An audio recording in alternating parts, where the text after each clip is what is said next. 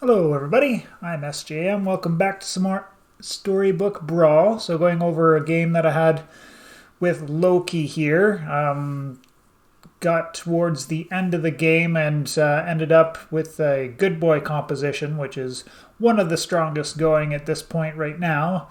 However, my finals opponent ended up being in the counterplay to the good boy composition, which is the Pumpkin King. So usually Good Boy paired with Magic Sword and some ranged units can take care of most compositions, but the Pumpkin King composition has an edge in that matchup because they can generate enough different units that A can provide some power, some utility like Medusas and rotten apple trees, and even sometimes Southern Siren getting the job done by stealing your units. And it has enough to eventually whittle down the little bit of health, because usually the Good Boy Magic Sword, they've got a ton of attack across the board, but they don't have a whole lot of health. And I think the one thing that helped out in this fight here over the long run anyways was the fact that I had the Ivory Owl going, giving my not only my individual units all +2/+2 every turn, but also the good boys, so that's giving an additional +2/+2 across the team in most cases. So ended up getting pretty lucky, and yeah, in a bad matchup, had to end up getting lucky not just once or twice, but like 4 times in a row, and managed to squeak it out, which was pretty fun. But not here to talk about what we did right in this video. Is we're going to take a look at the mistakes that were made, not only by myself, but also, in my opinion, what my opponent did wrong that may have contributed to him losing the finals there. So of interest here, the triple stag in this shop is an interesting note. We'd be on 7 gold the next turn with a couple of things to be able to sell, so we could easily get that triple if we wanted to. But I actually pass up on it for a chance at getting some of the 4s. And with Loki, you can never always sometimes tell if he's going to roll the shop away on you with a bread roll or with a Masquerade Ball, which will give you all the a whole bunch of units 1 tier higher. So played it safe, and also looking for some upgrades or for some tier 4 units, which we ended up finding 2 Arthurs. So we're at this point toying around with princes and princesses, playing royals, even though we're starting with almost none. We missed the sleigh on the last turn with our brave princess, but maybe moving forward we can get her finished off and getting some buffs from the Arthurs, and then hopefully find the next Arthur as well, so that we can start getting some big royals units on the go. But it turns out that it wasn't meant to be this time around, but you know, sometimes you get there, sometimes you don't, and it might have even steered me in a completely different direction if I had gotten that 3rd Arthur. So we're just gonna keep continuing on here. Got a triple, so not doing too bad. I don't typically get a lot of treasures, so I'm kind of really happy at this point now that I've managed to be able to pick up 2 to this point, and actually find another double in this shop here, where we can get some more court mages involved in the action with all the princes and princesses that we've got up there. So can be very interesting at the very least to have those things running towards the end of the match. So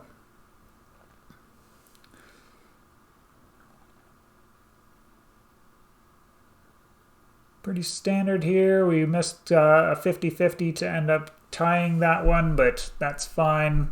You're not always going to get them to go your way, and I'd rather have the luck when it matters, and not on these middling, you know, sort of middle of the game sort of battles where you're either tying or losing for 4 or 5 damage, Losing or tying when it's 8 or 10 damage is a different story altogether. Or sorry, 7 or 9 damage, depending on if they've got an upgraded unit or not. So we go here, just wanted to make sure that we got to 6 on the next shop, so I did spend 8 gold to get 2 experience. It's not guaranteed, obviously, but no way I'm winning the fight in most situations there, but we did get to 6 pretty quickly with Loki, which is always a super bonus, especially when we started with a relatively high life total. And although we took quite a bit of damage that round, I can justify that. Getting to 6 and getting the first cracks at all of the 6s is important. So decide maybe it's finally time to bench the Brave Princess because she just wasn't getting there. And then finally stumble across a good boy, which now we have real direction for our composition, and yeah, jump right on top of that right away, especially when we've got an upgraded Mim to buff it. It's kind of awkward with that one evil unit out there, but the good boy dying here, and then the court wizards can just go to work whenever the opponent kills one of our frontline princes and princesses there. So pretty easy Hercules on that one there. And then kind of waffling on this Robin Wood, but it's just really important to get it, especially when we've got the choice where the Robin Wood buff could go on the good boy, although I think from what people have told me that the buff prefers to go on a lower tier unit if 2 things are tied for the attack bonus. So you can see that in my chat in the lower left there, or somebody mentions that. This was on my Twitch channel originally, and then, you know, got a good hit on the Robin Wood with between the Robin Wood and the Shrivel that we had there from Loki ended up doing lots of work against the enemy team there. And yeah, getting super lucky with our good boys here. Now we've got 2 on there, and things are just going pretty swimmingly at this point, I think. Although we're looking at that first place Fallen Angel still on 33. It's pretty scary. And then yeah, here we just kind of, you know, get there, so to speak, tripling up on our good boy. So with the court wizards and more princes and princesses up front, we've just got the 1 unit which the good boy doesn't buff now, which is the Cinderella. But it's still gaining some buffs as well from the Prince Arthurs. Well, the 1 Prince Arthur that we left in anyways.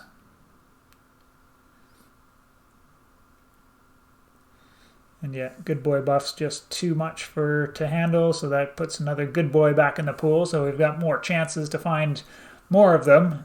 Although I think, spoiler alert, we don't actually find any more good boys through the rest of this one here. So we've got a choice with the Echo Wood here. So if we bring in the Echo Wood, then we've got to take out our princess. But kind of now that we've got 2 Echo Woods, we should be taking out the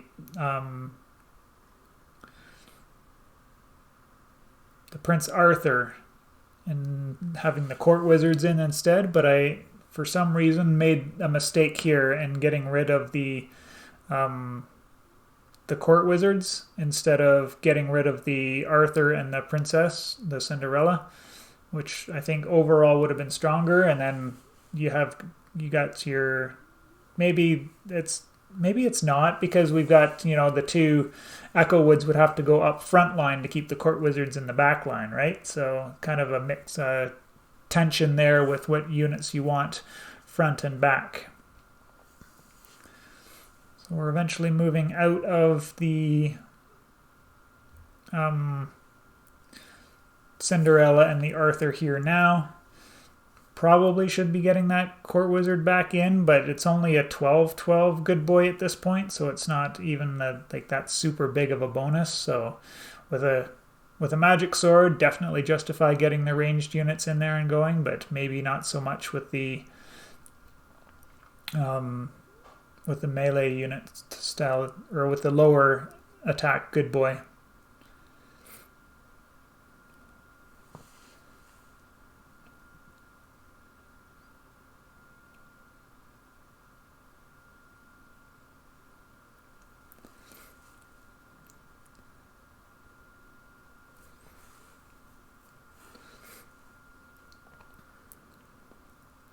Now, I'm not sure about this one here either. Is it better to keep the Hercules in, or just hope that the good boy gets the buff onto the friendly spirit before it dies, and then which can extend back to the other units behind it as well?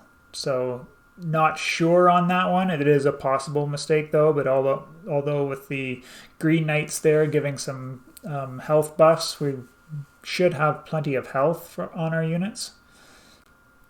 And there, our good boy goes into the rotten apple tree, so he doesn't get much health back to our team in return to our Echo Woods. So kind of unlucky there. And then with the upgraded pumpkin in the back, it should be game over here pretty easily, as we see.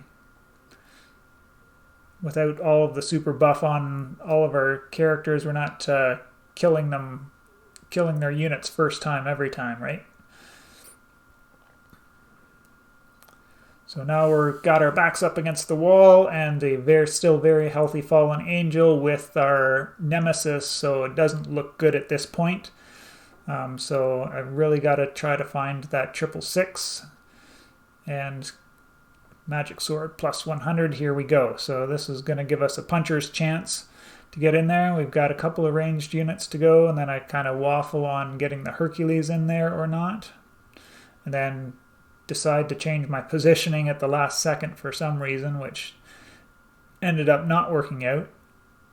And for some reason I thought it was over at this point, but he does not get lucky on his first round of pumpkin spawns. And again, on his second round of pumpkin spawns, does not get super lucky either, and I get lucky in the fact that his apple tree attacks before I attack into it, and I get to pick off his Medusa before it all ends. So that was a lucky combat, and kind of got away with the error there in my positioning, because I wanted to have a little bit more health on the Echo Wood, I guess. I probably should have it on the friendly spirit, but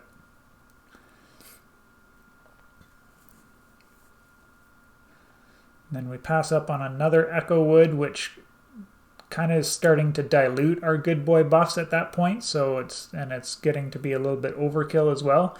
And I definitely should have moving my Echo Wood to the back line because of the Medusa possibility, right? But we kind of got lucky there. But that was the third attack in a row where our good boy went into his rotten apple tree on the other side. And his mistake here was that he ended up putting both of his pumpkins on the back line. So his normal pumpkin died, filled up his board with regular units, and then his upgraded pumpkin died and didn't have enough spawning spots to actually get another full board again. I am in favor of, if you have two pumpkins, your upgraded one is either in slot 7, sometimes slot 6 if you have an Oni King.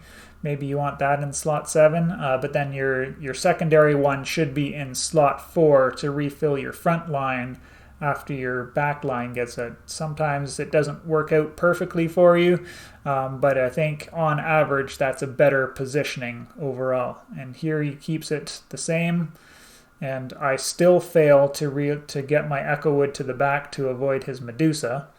So more misplays by me, but we do get away with it in this situation here. And then once again, he's got all these normal units and doesn't leave much room for his upgraded units up front. So he's kind of giving me more chance and he's getting less spawns.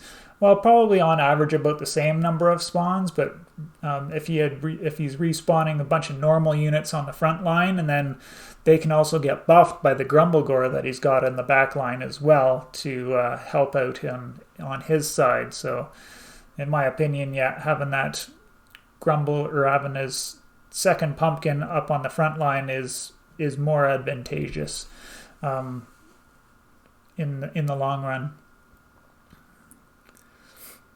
So we ended up getting another 6 matched up, and then now he's found an upgrade, so he's got 2 upgraded pumpkins on the back. So it's 6 of one, half dozen of the other, but overall he can get more upgraded buffs if he had done 4 and 7 instead of 7 or 6 and 7, and he would have had more overall spawns for sure this time around. So yeah, that's it for this video. I appreciate you checking it out, and we will see you in the next one.